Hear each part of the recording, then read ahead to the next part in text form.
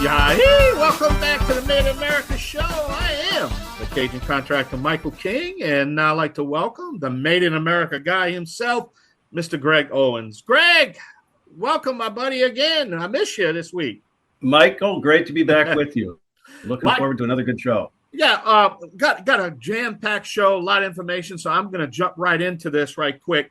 Let's just do a little recap because about last week with the tariff situation, we got into some heavy, deep stuff here, and I think after having the discussion we had last week, I think I really need to introduce on this show that I will be running for president.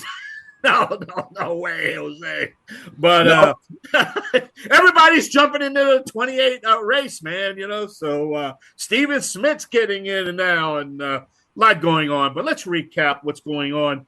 We had a great our phones lit up, our social media lit up, and you just explained it so. And your guest last week just explained it so adequately, exactly what we're talking about, and putting the main information, not the mainstream stuff that they think that they want you to know, but actually the information we need to know. So this is just a little recap from last week.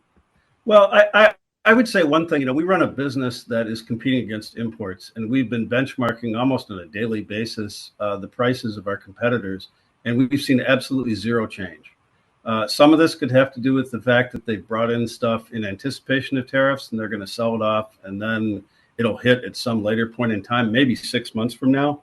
But the other interesting thing that nobody talks about in the media, they love to talk about inflation.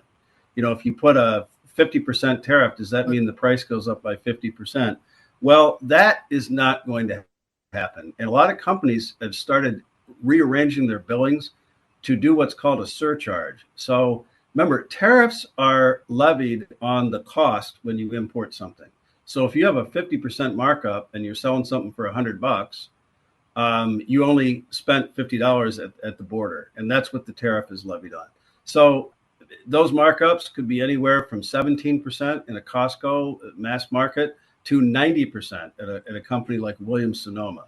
So that's interesting. But in terms of the major shift last week that probably gets past folks is Lutnick at Commerce was really driving the bus along with Trump on the tariffs. And he, of course, got up with the president and with their boards and showed the percentages by each country.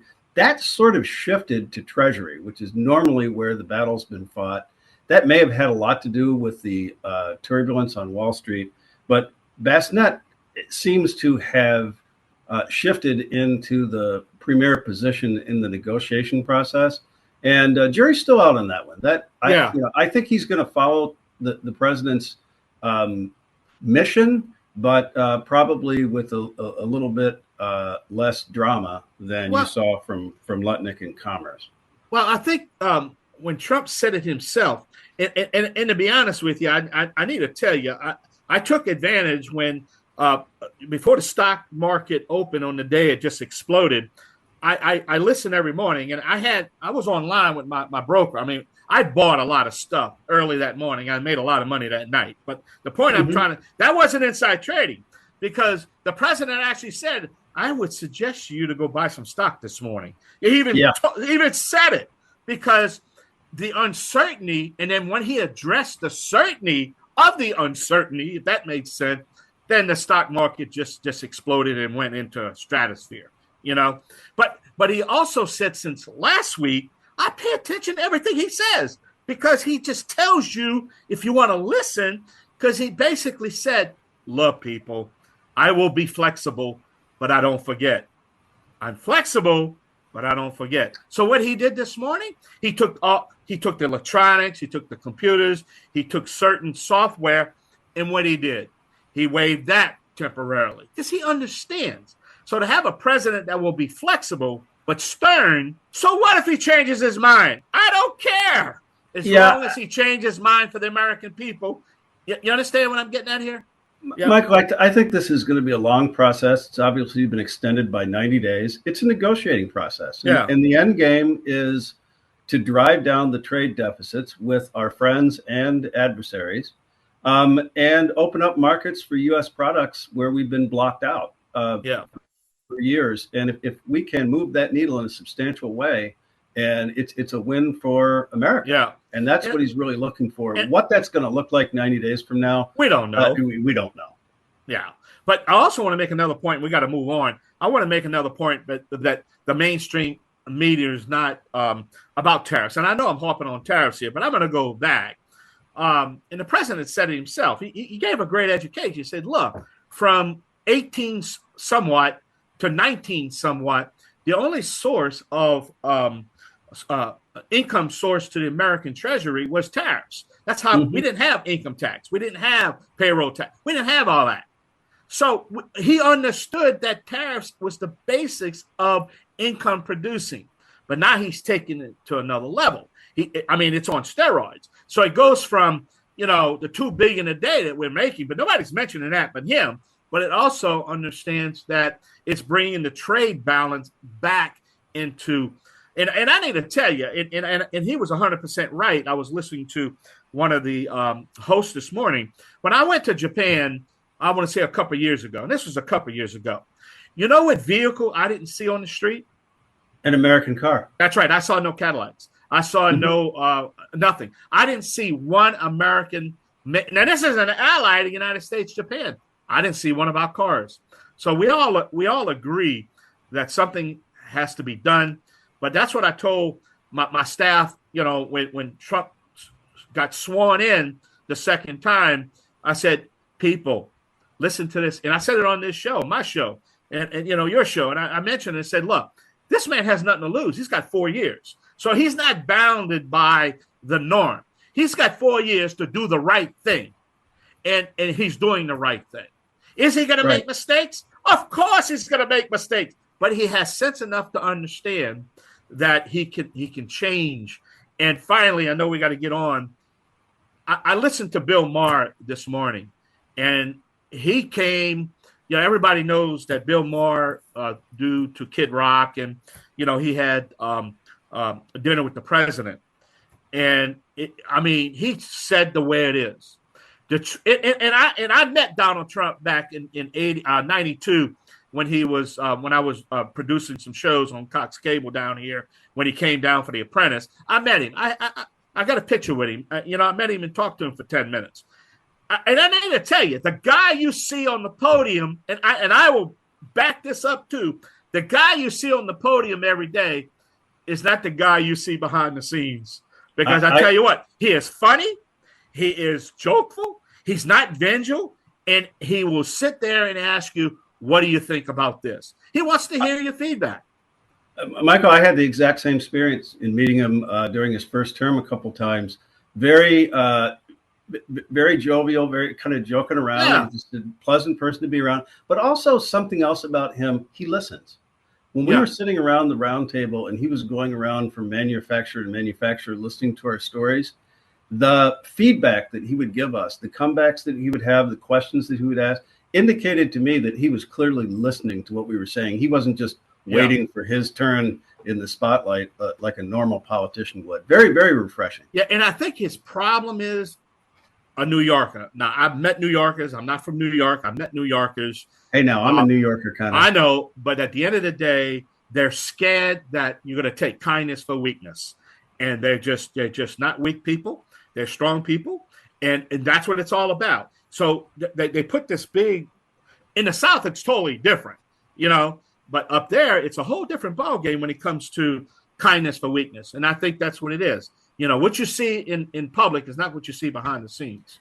This is a coherent group of people on a mission. It's a little bit chaotic right now because it's uncharted territory, and that's what you'd expect. Yeah. I expect them to keep the focus on. Well, we're going to have to take a short break. This is the Made in America show. When we come back, we're going to have another guest, another topic right here on the King's Broadcasting Network. Y'all stay tuned. Yay! I'm going to be back with Greg.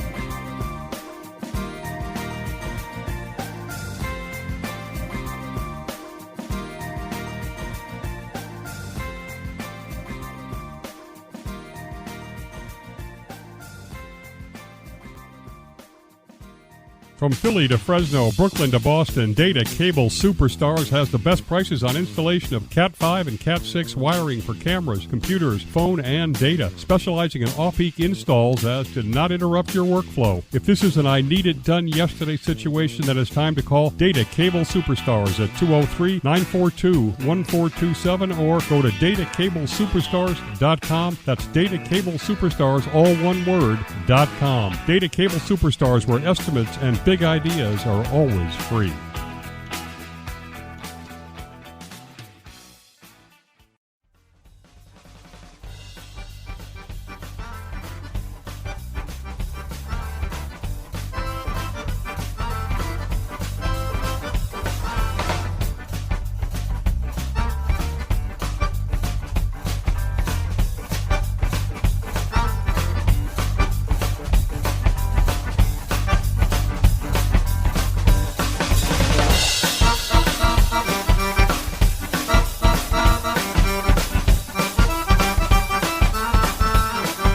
Welcome back, everybody, to Home Talk USA on the King Broadcasting Network.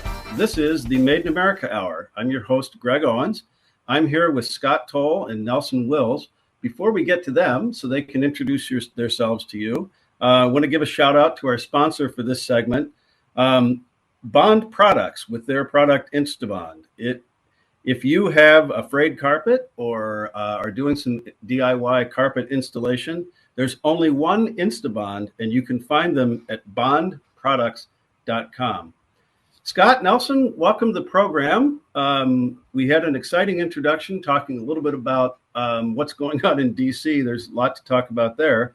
But what I'd like to do at this point, Nelson, if you'd like to introduce yourself and talk a little bit about your background, where you're from, education. I think I saw Clemson in there somewhere. And the businesses that you're involved in and why you're such a supporter of Made in USA. Absolutely. Thank you, Greg. Appreciate you having Scott and I on. And yeah, everything made in the U.S. We've got to support ourselves and just maintain our lead in the global economy and improve that position ultimately. But I've been in the metal manufacturing industry for, 22, 23 years, somewhere in there. Grew up in South Carolina in the Low Country, went to school at Clemson, studied construction science and management, got involved in the automation world, so manufacturing shortly after school, and then moved into metal part manufacturing, basically making things for building products. Just a number of applications. Joined the Short Run Pro team 3 years ago, and have just had fun under the different brands, which we'll get into, that service different industries. But everything we say made in North Carolina, it's just fine tuned, the USA part. But made in North Carolina, shipped across the country. Short Run Pro is a custom metal manufacturing company that Scott started 18 years ago, which birthed Federal Brace, which is support brackets, floating shelving, interior support elements, as well as exterior. We powder coat, use a lot of stainless. The other brand is Killarney Metals. We make spill containment pans, and our operations are basically the same across all the companies. We take sheet goods, sheet metal, we laser cut, we form, we weld, and we coat.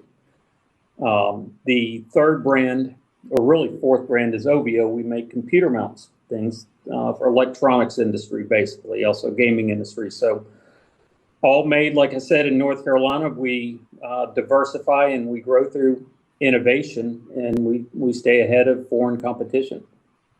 So does that help? A little bit of background. That helps immensely. In fact, as I was reading the website today, we own a flatware manufacturing company up in New York, and all of our equipment was designed on site over the last 50 years. We downsized back from the Oneida days from 1 million square feet down to 150,000. We're starting to run out of some of the supports and some of the product, some of the pieces on the equipment that's wearing out. So I sent your contact information to our purchasing manager, because every once in a while we'll need to buy short runs of things that are very unique, nothing that you can go down to Granger and buy. And maybe you guys can help them out with that. We Love doing it. We'd be honored to. Yeah, we do that all day long, Greg. And then in the last part of the segment, maybe Scott, you want to introduce yourself. They were talking about Invent America and prototyping and patenting things. And that's another area that you guys get involved in, correct? That's correct. Yeah. So my background, as Nelson kind of hinted to, I'm also from the custom metal side of things, but even before that, I cut my teeth on the internet marketing and internet commerce back during the .com bubble bust of 2000. So we were using Google before Google was Google, and learned all about search engine optimization and all that. Out of that, and with the expertise on the manufacturing side, we built marketplaces, particularly for solutions, metal solutions for customers looking for one-off parts that they needed. We worked for everybody who had a fence in the backyard, all the way up to defense contractors, running prototype work, running one-off short run type things, and oftentimes sometimes those would develop into larger manufacturing opportunities. And so out of that, we grew brands. The brands that Nelson mentioned grew out of that because in Form, we built a buying intelligence engine where people were telling us, I'm having a hard time finding these types of metal parts for this type of application. And so we turned into a bit of a market maker and a brand developer, but utilizing the expertise within the metal manufacturing to solve the problems for the customers. And so our model has always been built upon listening to people, hearing what they need, and seeing if we can work out a way of manufacturing it on the custom side. Well, one of the exciting things that's going on right now is this concept of reshoring. And we know that they're not going to be able to bring back all the manufacturing that we've lost over the last 30, 40 years, but a lot of it is going to come back. Some of it will, as you mentioned, will be DoD related. There's the AI boom that's coming up, and you mentioned things for housings for electronics. I would imagine there's going to be a huge opportunity there. So let's start out. We're going to have to take a break here pretty quick, but talk about some of the excitement that you're maybe feeling and the opportunities of being a support company for a lot of these manufacturers that are going to need your services. Yeah, well, Greg, I think you're exactly right. I think the onshoring opportunities that are going to come from what the current administration is doing, I think are going to be significant. The question is on our side is, how do we address those in a manner that solves the customer's immediate needs, as well as takes into account the pain points of costs, right? Because I think there's going to have to be some kind of compromise on both the consumer side as well as the manufacturing side for us to onshore some of these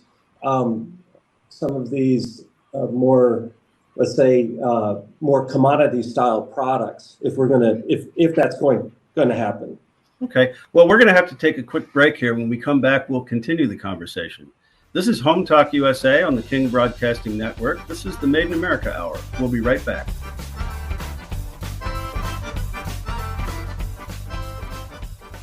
Tired of struggling just for your customers to notice you? Your business needs Constant Contact. Constant Contact's award-winning marketing platform has helped millions of small businesses stand out, stay top of mind, and see big results. With powerful tools like email, SMS, social media, and events, you'll say the right thing at the right time to sell more, raise more, and fast-track growth. Plus, everything's backed by Constant Contact's expert live customer support. So get going and growing with Constant Contact today. Try it free at ConstantContact.com. Welcome back, everybody, to Home Talk USA on the King Broadcasting Network. I'm your host, Greg Owens, and this is the Made in America Hour. Before we get back with Scott and Nelson, I'd like to give a shout out to our sponsor for this segment, Aztec Washer. Revolutionary and innovative roofing products since 1968. Their motto is seal it right, seal it tight, You can find them at aztecwasher.com. Welcome back, gentlemen. And when we left off the last segment, we were talking about some of the opportunities, hopefully many opportunities, that are going to arise as a result of this realignment of global trade and hopefully quite a bit of onshoring. How fired up are you guys about this? We're ready to rock and roll. Yeah. And we've already seen some of it, and you know we've got to be strategic that fits our business, our model. But yeah, we're ready to go. Well, I'm just thinking, like we were talking in the first segment, there, you know, we have this flatware manufacturing facility that could quadruple in size. And if we do that, we're going to have to pull an awful lot of equipment back online. We're going to have to revamp some of that equipment. We're going to need the onesie twosie, you know, crankshaft, or I know you guys are into flat roll metal forming, but there's going to be all sorts of things that we're going to need. That should just represent a huge opportunity for your company and others, maybe not in the same exact business, but other things. When you turn on the news, they always want to show the 2 million square foot solar panel plant or something like that.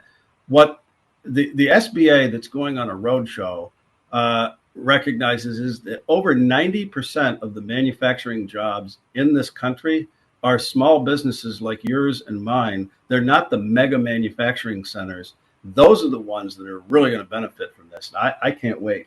What's your take on that? No, I agree. It's going to be the businesses around 100 employees that are nimble and can take on new challenges without, moving a battleship or changing directions, which we're set up well to do as the reshoring continues. It's just starting. So we're geared up and we're ready to help our fellow Americans out. And another, go ahead. Yeah, just help each other out producing parts. Yeah. Another thing that I read in the Wall Street Journal this morning, which has just taken a total globalist approach. It's sort of fun to watch them melt down every day with some of the articles they're writing. But they wrote an article about small businesses that are owned by dad, like myself, and my son works in our business.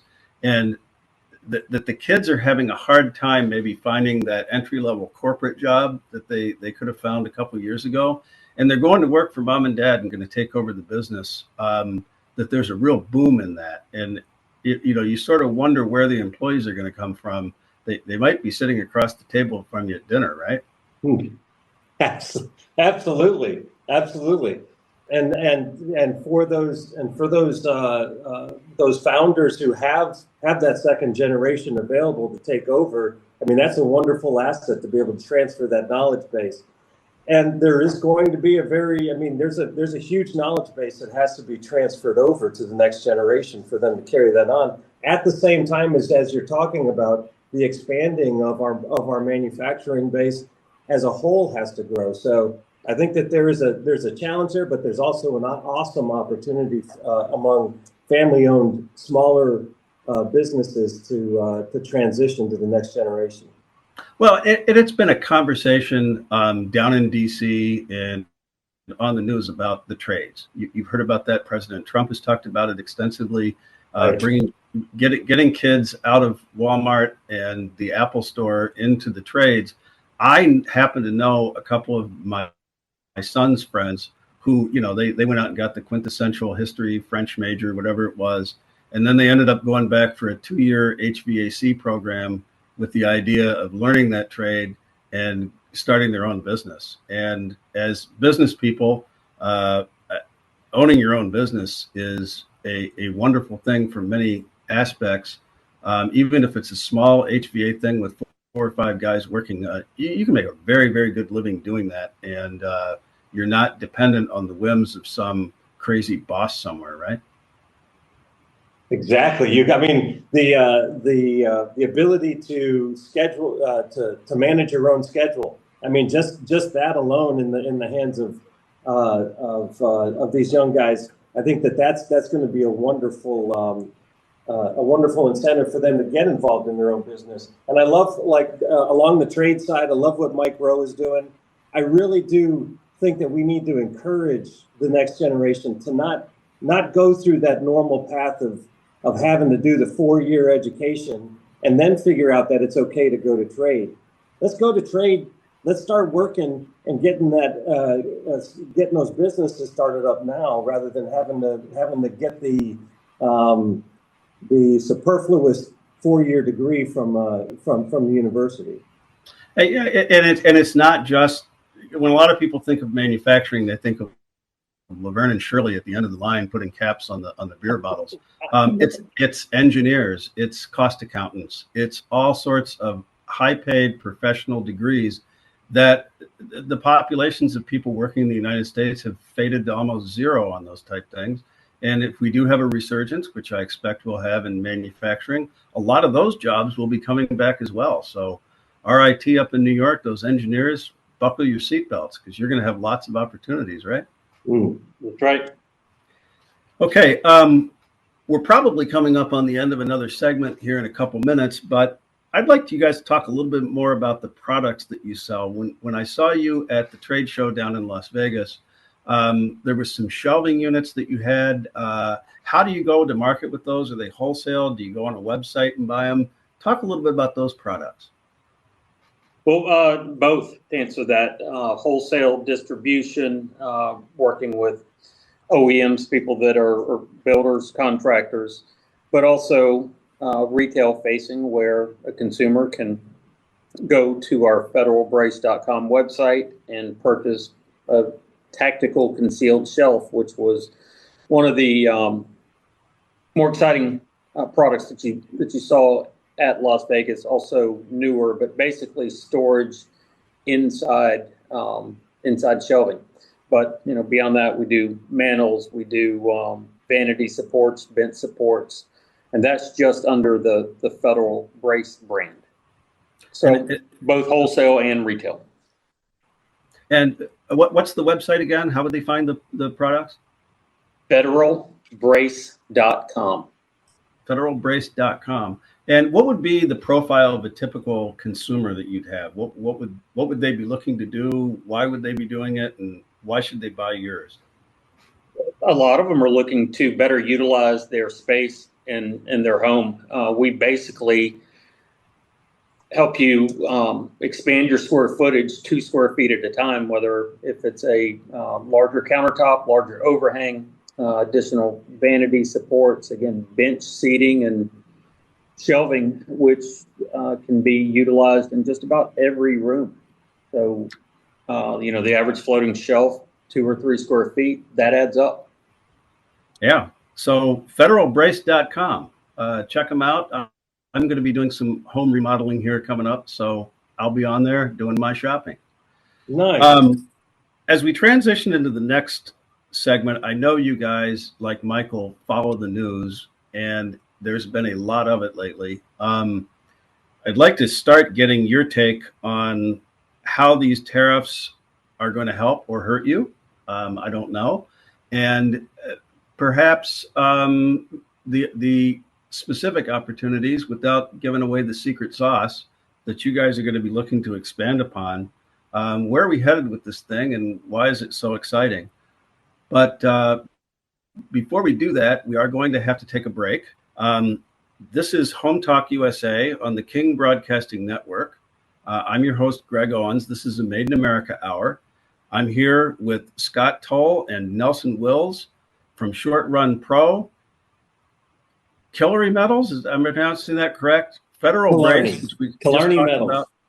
All right. And we'll be back shortly with more from Scott and Nelson.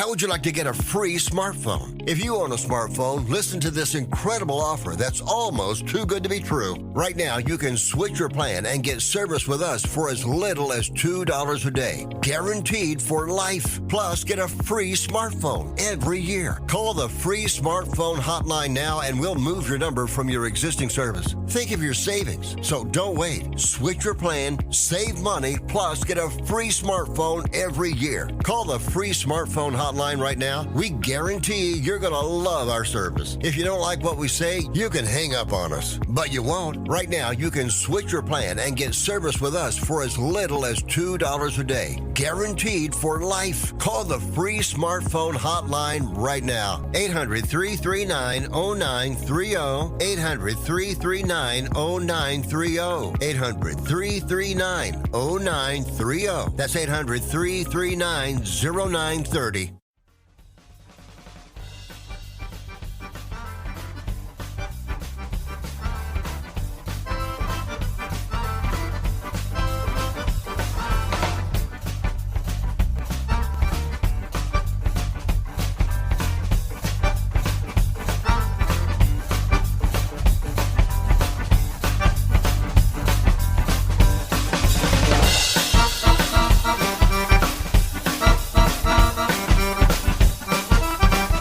Welcome back, everybody, to Home Talk USA on the King Broadcasting Network. I'm your host, Greg Owens. This is the Made in America Hour.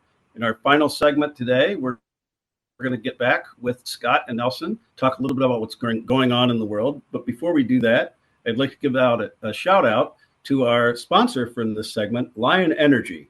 You can go anywhere with portable power solar generators. You can find them at lionenergy.com. Scott, Nelson, welcome back. And in this last segment, I just want to have a general discussion on where you think we're headed with these tariffs, where this negotiation process is going, and how you specifically see that it may help or hinder your business, hopefully help. Gentlemen, floor is open. Well, I mean, it's going to be a challenge to navigate. Just cold rolled pricing is up 25% over the last few weeks.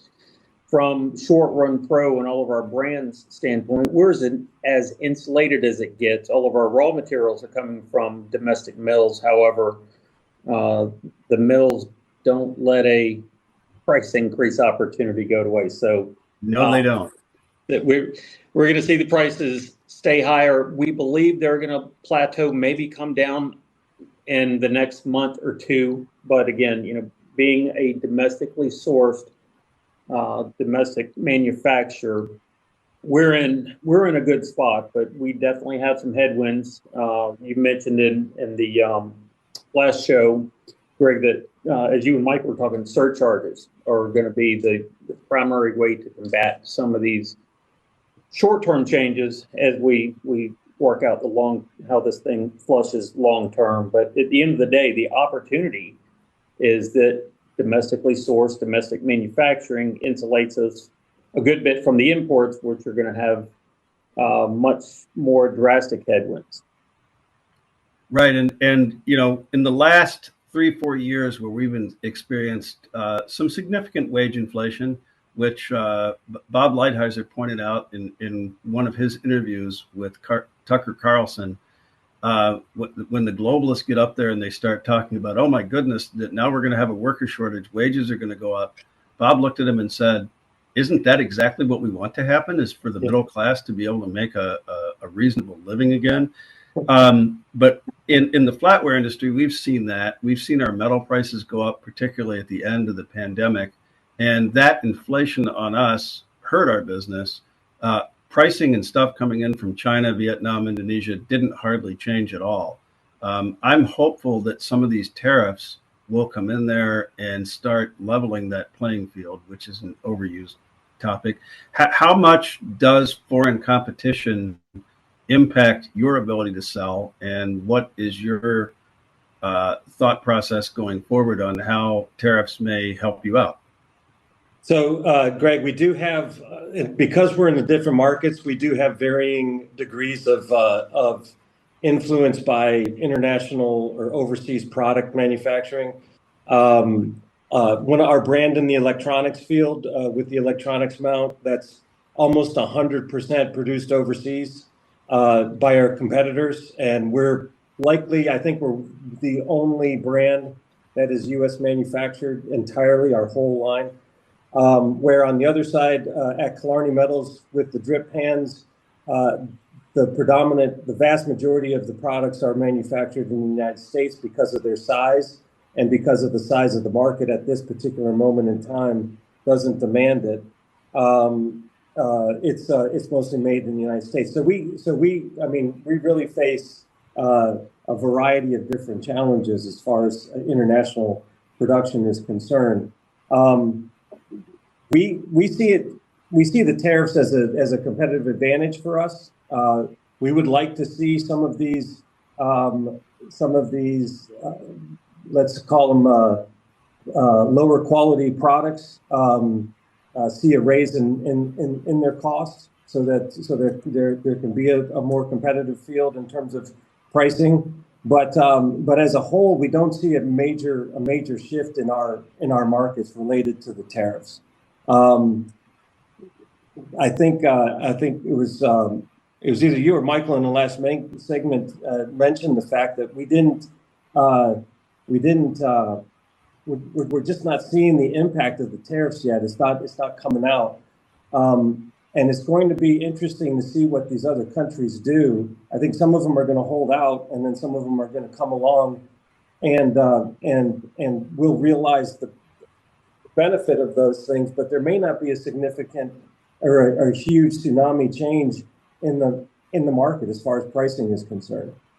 Well, yeah, I think there's going to be, my opinion, at least 90 days, probably 6 months. Maybe you won't even see it till Christmas time in the consumer side, because people have stocked up and there's going to be all sorts of evasive measures. I don't know if you picked up on the de minimis issue that finally, after years of lobbying about it down in Washington, has come to the forefront. It's that special loophole where you can set up a warehouse in Mexico, bring in a bunch of stuff from China or wherever, and as long as the retail price is under $800, it circumvents all of the duties that are in place. There are warehouses all over Mexico, all over Canada set up to do that. So we're looking forward to having that be eliminated by the Trump administration, and then you're really, in our particular product and any sort of consumer focused marketing efforts that you might have, going to see the impact take hold. Yeah. Well, we're coming up on the end of the hour here. It goes too quickly. I think we probably have a lot more to talk about, and we'll have to have you gentlemen back on the show at some point in time, maybe after these tariffs take hold and the globalization comes to an end and we see where it all settles out, to continue this conversation and talk a little bit about, hopefully what you see as the positive benefits of what's going on in the world today. But we've run out of time. So thank you, Scott. Thank you, Nelson, for being with us. Federalbrace.com, I think, is the place where you want to go if you're listening and are looking for some shelving options. This has been the Made in America Hour. I'm your host, Greg Owens, on Home Talk USA via the King Broadcasting Network. See you again next week.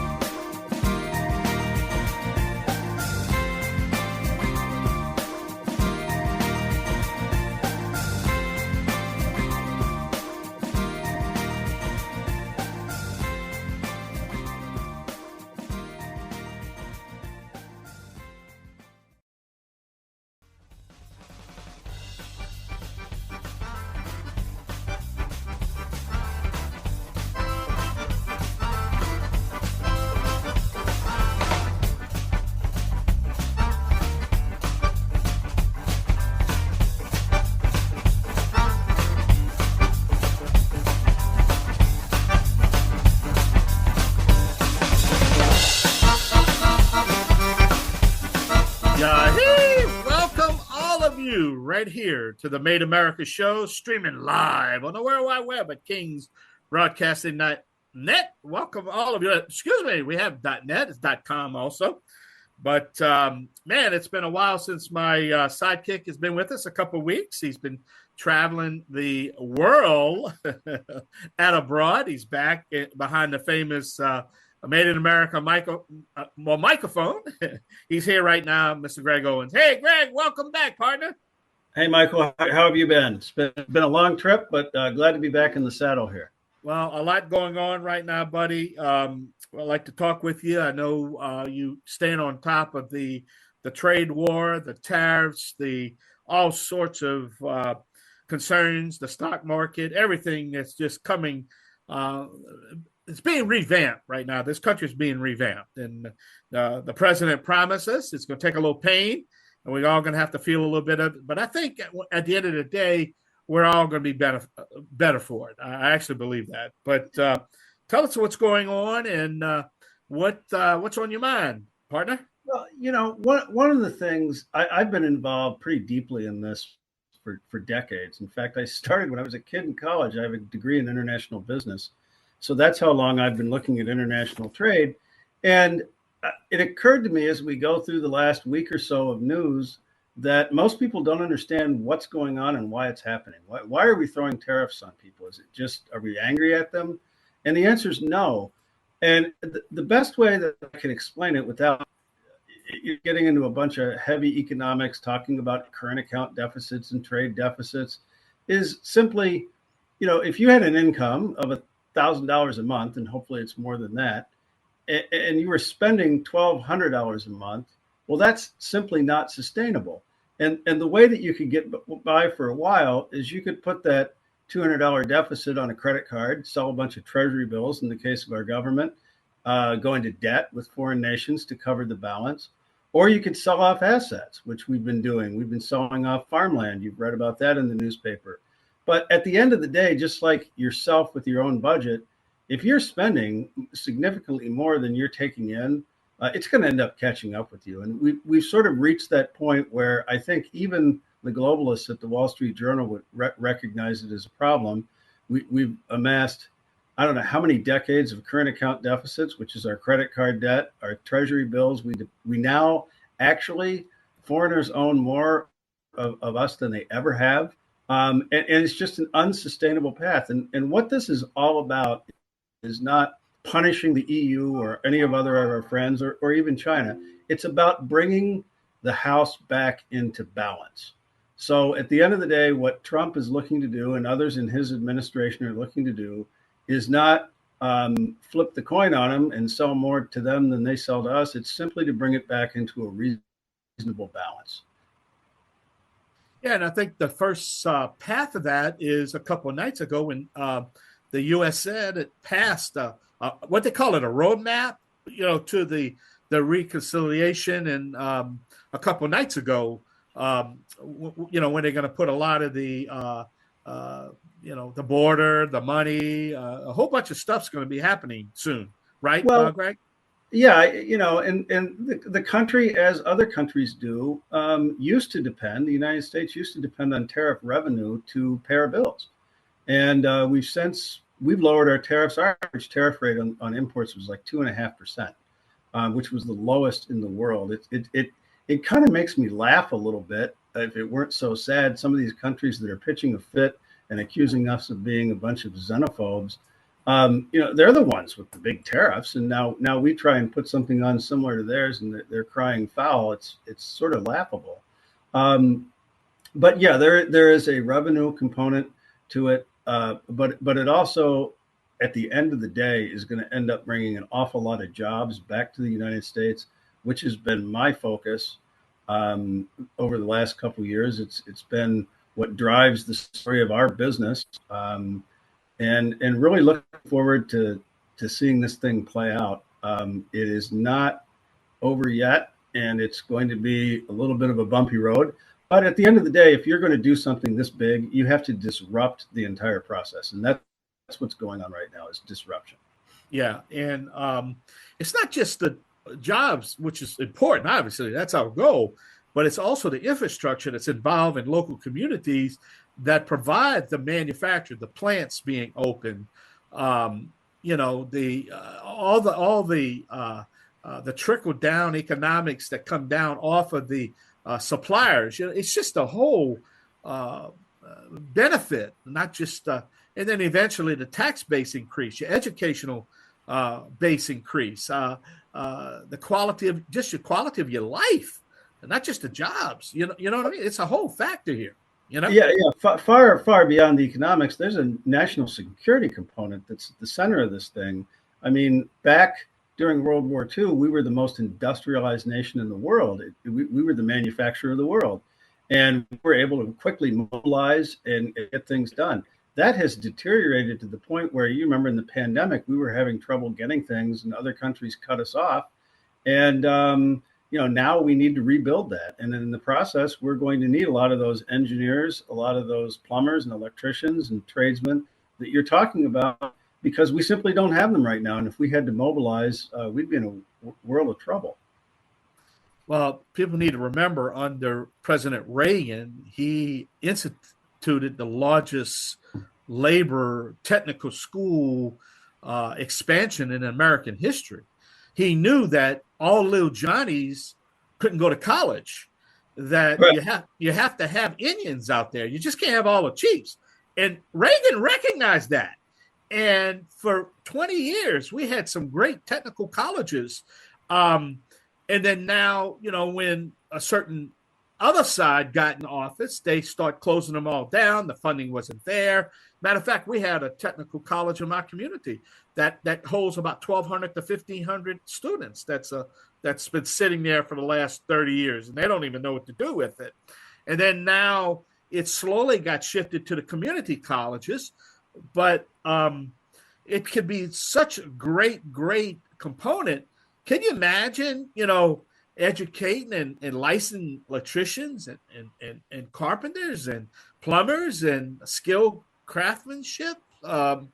So then you're talking about going from minimum wage to, $25, $30, $35, $40 an hour, which improves your quality of life.